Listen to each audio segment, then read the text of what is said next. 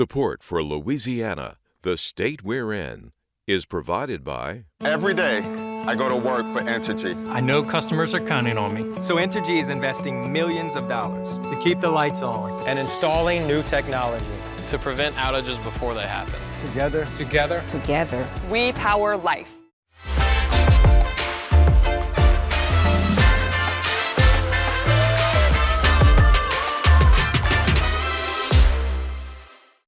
Additional support provided by the Fred B. and Ruth B. Ziegler Foundation and the Ziegler Art Museum located in Jennings City Hall.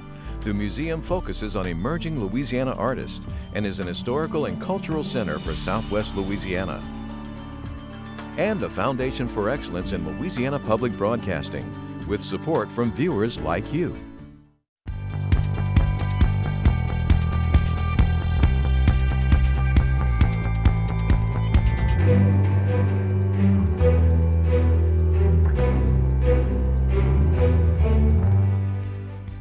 Pecans are, a part of Louisiana and people relate to them. The Louisiana pecans claim to fame in cuisine and culture, and now the official state nut. When it's over with, hey, we had the Bayou Classic and it was a good one and we got a great crowd. The Bayou Classic celebrates its 50th year as a legendary rivalry and cultural force. Everything we love about this place is complex. And an ancestral recipe for Louisiana gumbo. Hi everyone, I'm Kara St. Cyr. And I'm Karen LeBlanc.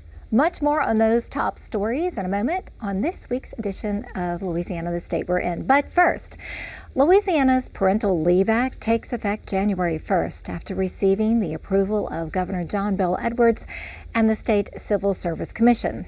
The paid leave could serve as a bellwether for private industry looking to recruit and retain employees. Here's how it works. State workers who have an adoption, a birth, or are fostering a child are eligible for 240 hours of paid parental leave following that event. The parental leave is independent of the Family Medical Leave Act, sick leave, and annual leave. We are one of less than 15 states that actually have paid parental leave now. So a huge thing for recruitment and retention, because we're in a space now where workers are looking for employers that are going to be investing in them and looking at work-life balance and how employers are giving that to them. And sometimes we don't always have a bunch of salary adjustments to hand out. So this is another something in our toolkit that can really help with recruiting people and recruiting talent to the area and retaining them. And what sort of message do you think this sends to the rest of the nation? I think that it sends that Louisiana is serious about attracting talent and retaining talent, and that we're looking for creative and innovative ways to resource our employees. Now, here's what's making headlines around the state. This week, Governor John Bel Edwards and First Lady Donna Edwards met with Governor-elect Jeff Landry and Miss Sharon Landry at the Louisiana Governor's Mansion to discuss the gubernatorial transition and life at the mansion. Governor-elect Landry thanked the current governor and First Lady for their willingness to help with a smooth transition, calling them, quote, a wealth of knowledge. Federal trial will begin in the challenge to Louisiana's state legislative district maps on Monday, November 27th. The lawsuit, filed in March 2022, asserts that the maps deny Black residents an equal opportunity to participate in the political process and elect candidates of their choice in violation of the Voting Rights Act of 1965. The trial will take place at the Russell B. Long Federal Building and United States Courthouse. If you're watching the annual Macy's Thanksgiving Day Parade, be on the lookout for the Louisiana Celebration Gator. This is the Celebration Gator's third year on the New York City parade route. Cajun fiddler Amanda Shaw from Mandeville and country singer and Alexandria native Alex Smith will be riding aboard the float and performing in this year's parade, now in its 97th year. In a formal announcement on Tuesday afternoon, Tulane University declared David Harris as its forthcoming athletic director. The Baton Rouge native is currently serving as athletic director at Northern Iowa and is set to assume his new role on January 3rd. A press conference introducing Harris is scheduled on Monday. The appointment comes 45 days after the departure of the previous athletic director, Troy Dannon, who moved to the University of Washington in October after an 8-year tenure at Tulane. Louisiana pecan picking got off to a late start this year due to unseasonable weather, but pecan production is now in full swing, just in time for holiday baking and cooking. Despite the delayed harvest, the Louisiana pecan had a great year in 2023, becoming the official state nut. I visited with a third-generation pecan grower for a behind-the-scenes look at the Louisiana state nut and its importance to Louisiana cuisine and culture. Is there a metaphor behind why you're cooking these pralines? Is there a message in this? No, ain't no message in this except fine eating. The pecan is a main ingredient in Louisiana's culture and cuisine, from pralines and pies to culinary creations by famous name chefs. Okay, now with that, I'm gonna add my pecans, right? I'm gonna put my pecans in here. This year, pecan picking got off to a late start. It was about a month late, 6 weeks late. We had a late freeze back in the spring. It kind of backed the trees up some. And then we had the bad drought and the heat, and the pecans just would not fall and it wasn't open. So how long will the actual picking and processing go on? Well, the picking, it'll go on till probably February, but we process up until May, April or May. Andre Bergeron is a third-generation pecan grower whose family-owned processing plant picks, sorts, cleans, and packages pecans shipped out nationwide. A single tree can produce 200 to 300 pounds, and behind the scenes, it's evident that a lot of work goes into prepping pecans for store shelves and kitchen tables. Next, the nuts head to machine sorting by size and variety. They undergo a shell removal process, and a computerized eye sorts again for quality.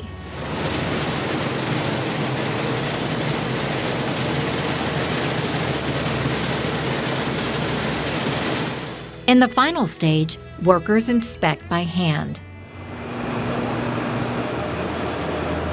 And now the pecans are ready for packaging in Bergeron's trademark bags and boxes to ship out to stores, restaurants, and other commercial clients. The discarded pecan shells pouring into this truck are repurposed as a fuel source for paper mills. Bergeron Pecans processes 5 to 7 million pounds of in-shell pecans a year.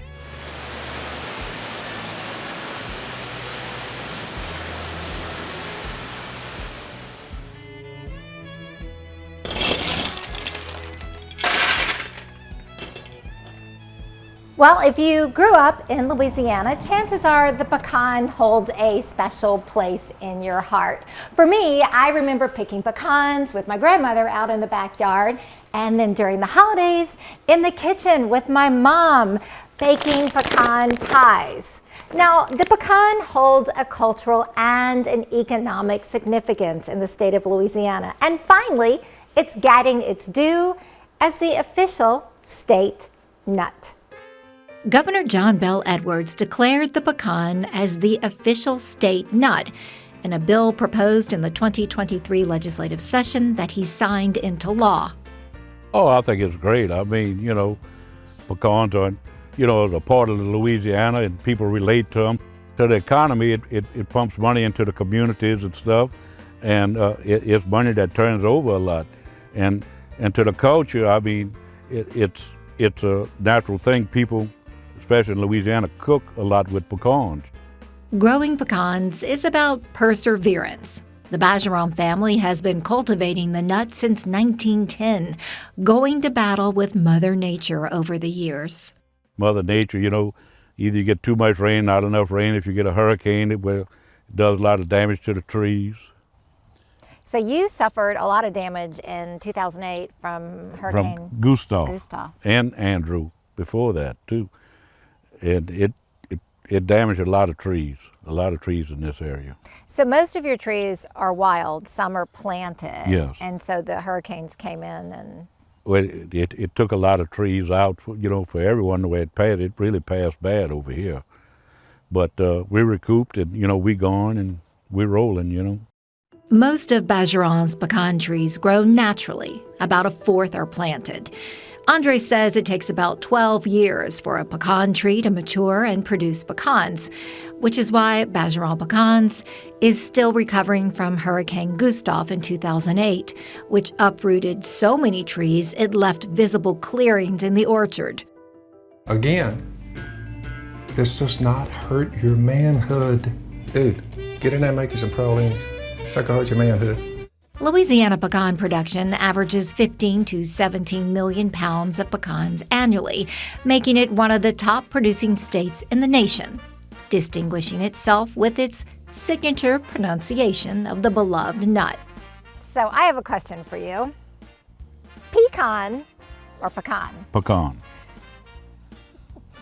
You know what? Huh. I think that the way to tell if you are a Louisianian or not is the way you pronounce That's right. In pecan. Georgia, they say pecan. We say pecan over here.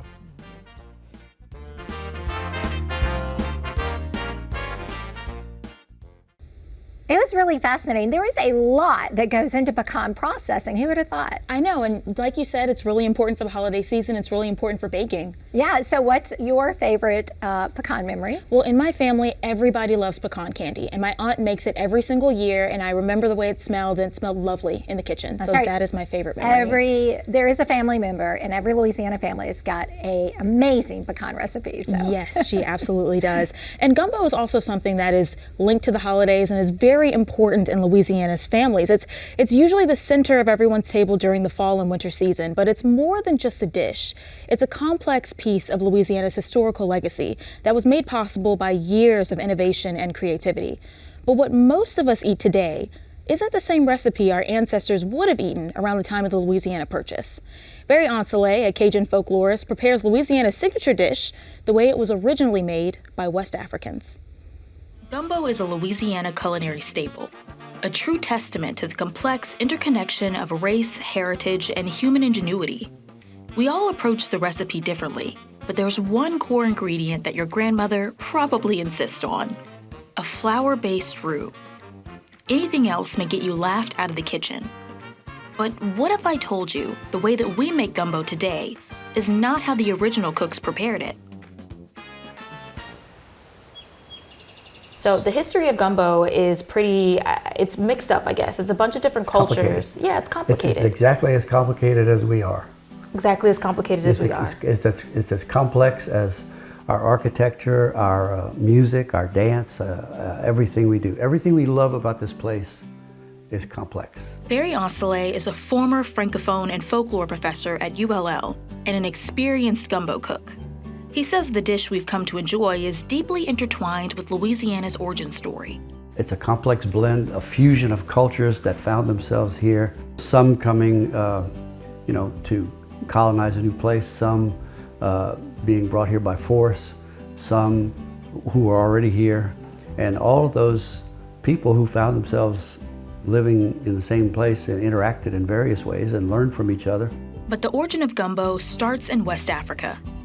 The name gumbo is derived from the Angolan word kingumbo, which means okra. Okra was the core ingredient to a soup-like dish served with rice and protein. Some believe it also held spiritual significance in some West African cultures. When the transatlantic slave trade brought Africans to the New World, they brought okra and rice with them. It was a way to hold on to their identity in spite of being displaced. It also was one of the few crops slaves were allowed to grow for themselves. But why is it that gumbo and the way that we eat it specifically evolved here? Probably because of the French practice of wanting to do that in wintertime and figuring out a way to, so it kept going. It prolonged its life. Barry's family still uses the traditional roux-less method the Africans would have used when they came to Louisiana. He was more than happy to show me. First, you start with okra. That's your new roux. Okra is seasoned and mixed with other vegetables before being cooked almost to the point of burning the ingredients in the pot. While that's cooking, you move on to the rest of your ingredient list. Walk me through, what are we doing first? We're gonna cut up our chicken. Make sure you keep the bones. You can use it to make bone broth, but the meat is put in another pot to brown. Just like our okra, the chicken will be used in place of our roux mixture. So is that part of the tradition, was to let it brown? Yeah, the browning is what makes the brown stock, the brown, broth. The broth, so not a roux, a broth. Right. Next, we move on to the Holy Trinity, as Cajuns call it, which means bell peppers, onions, and celery. Now keep in mind, this part is a slight break with tradition. We don't fully know what vegetables Africans would have used, because celery and bell peppers weren't available in America yet. So whenever the West Africans were here and they mixed their recipes and their practices with the French and Native American culture. Don't forget they brought rice too. And the rice, correct.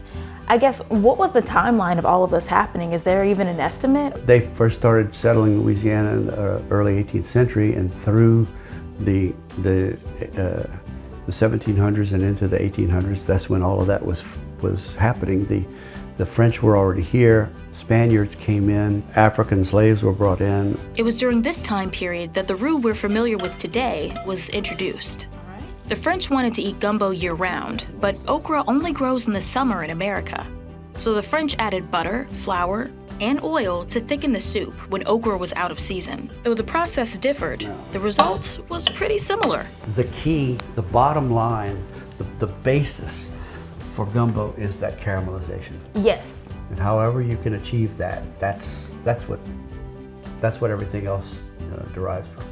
When your chicken is cooked and the veggies are caramelized, you can add your okra and bone broth to the same pot. You can add the chicken too.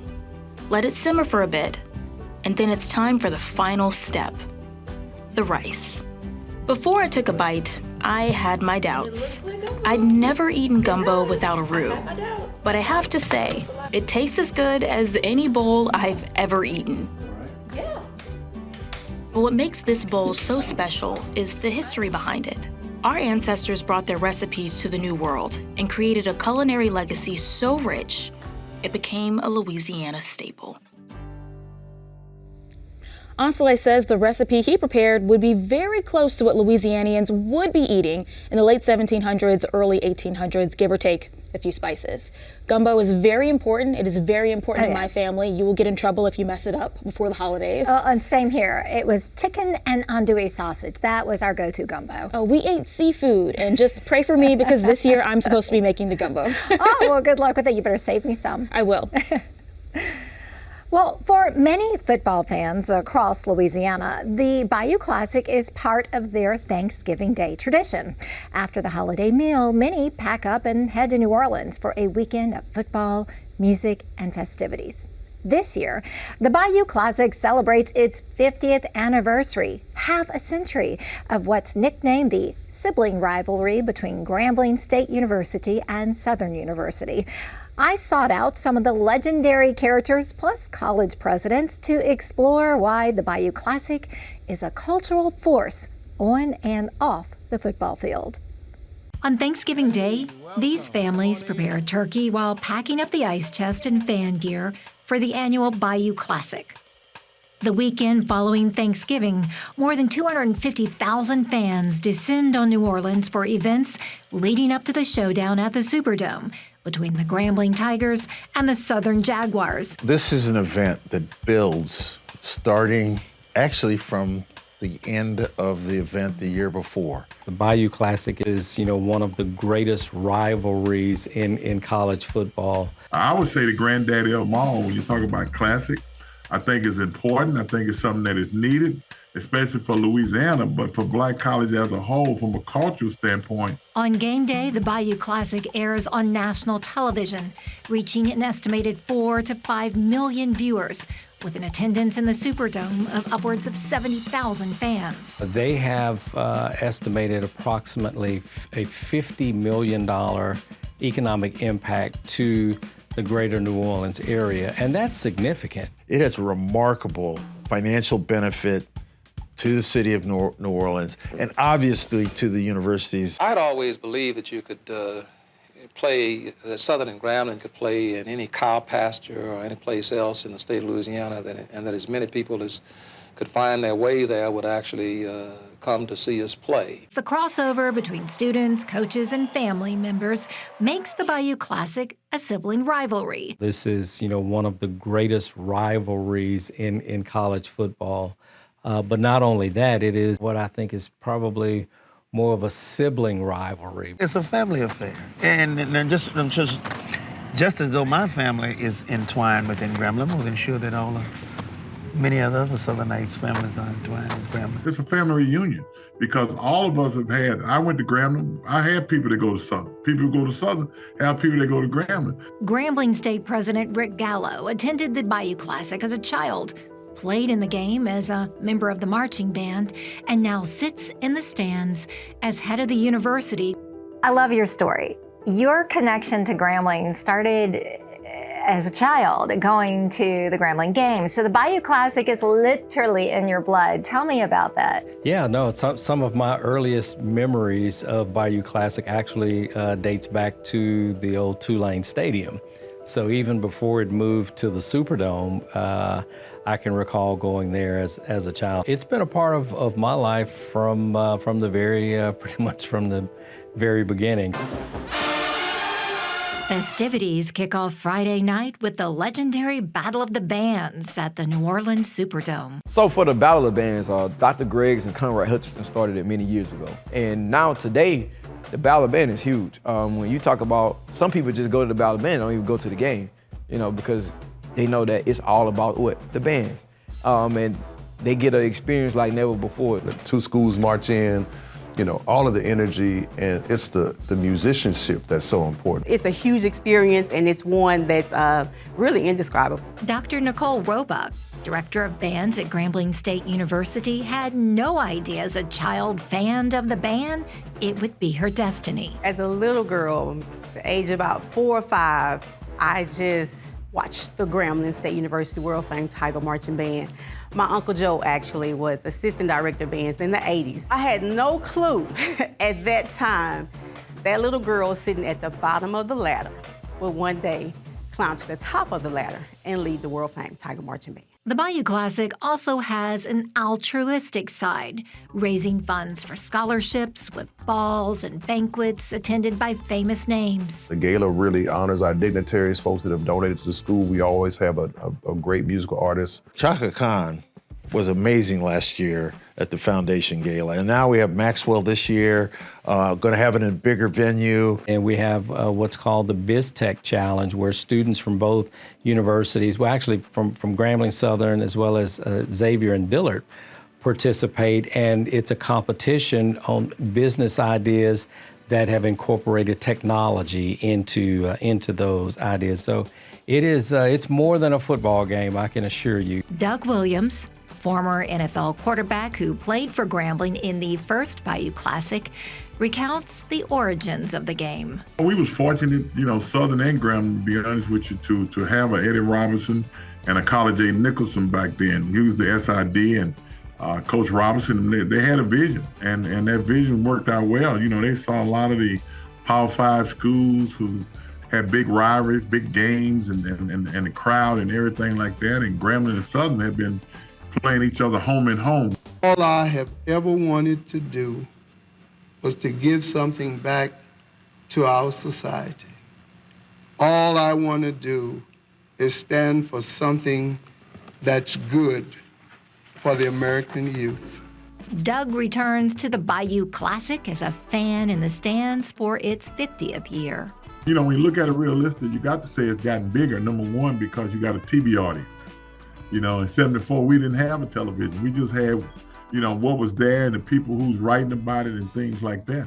But now you get a chance to see it. If you can't make it to the Bayou Classic, you get a chance to see it. Alvin Washington heads a house divided. Exactly. I have family members who are Gramblingites and family members who are Southernites. We generally get together with our school colors on. So the family members who went to Grambling, they'll have their Grambling stuff on. And the family members who went to Southern, they'll have their Southern stuff on. Alvin starts football fandom early in his household. And, you know, I've been trying to influence the grandkids, so I've been buying them Grambling stuff. And I have a granddaughter who's about 6 months old now, so I already got her one of those outfits with Grambling State University stuff on there. Over the past 50 years, the Bayou Classic has morphed into much more than a football game between two rivalries. It's a cultural phenomenon and a beloved and celebrated tradition. When you have the number of people that's been coming to the Bayou Classic, when you can put 85,000 people into a stand and the demand that we have for tickets, if we had 100,000 seats, we could sell 100,000 seats at the Bayou Classic. This year is going to be one for the record books. It's going to be epic. And when it's all said and done, you know, Grambling and Southern will both, you know, be the beneficiaries of having this one-of-a-kind event. This is going to be a great weekend. Again, 50 years of this game, nationally televised, bringing much attention to two programs that need to be seen. The shared experience in one place in this fabulous event, I think means a lot, not just to the Jaguar Nation, but I think also the Tiger Nation too. It's nothing like being a part of as a player and then as a coach and now as a spectator, man. I've seen all faces of it, and at the end of the day, it's still the same competitive mentality that you're going to have on the field, off the field, what have you. But when it's over with, hey, we had the Bayou Classic, and it was a good one, and we got a great crowd. Well, after this show, I want a bowl of gumbo and a pecan pie and some pralines. Yes, and don't forget about football. We all want to sit around the television and watch football. Yes, with our fan gear on. Yes. Awesome. Well, that's our show for this week. Remember, you can watch anything LPB anytime, wherever you are, with our LPB app. You can catch LPB news and public affairs shows, as well as other Louisiana programs you've come to enjoy over the years. And please, like us on Facebook, X, and Instagram. For everyone at Louisiana Public Broadcasting, we hope you had a happy and safe Thanksgiving. And that your day was filled with great food and fun memories. Until next time, that's the state we're in.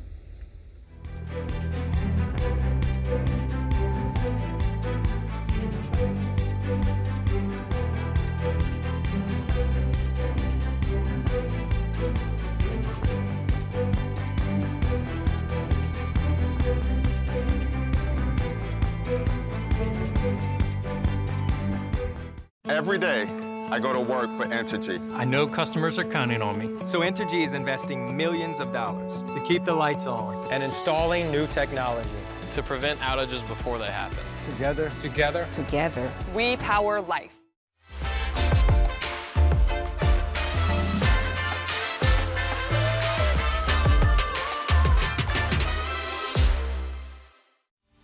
Additional support provided by the Fred B. and Ruth B. Ziegler Foundation and the Ziegler Art Museum located in Jennings City Hall.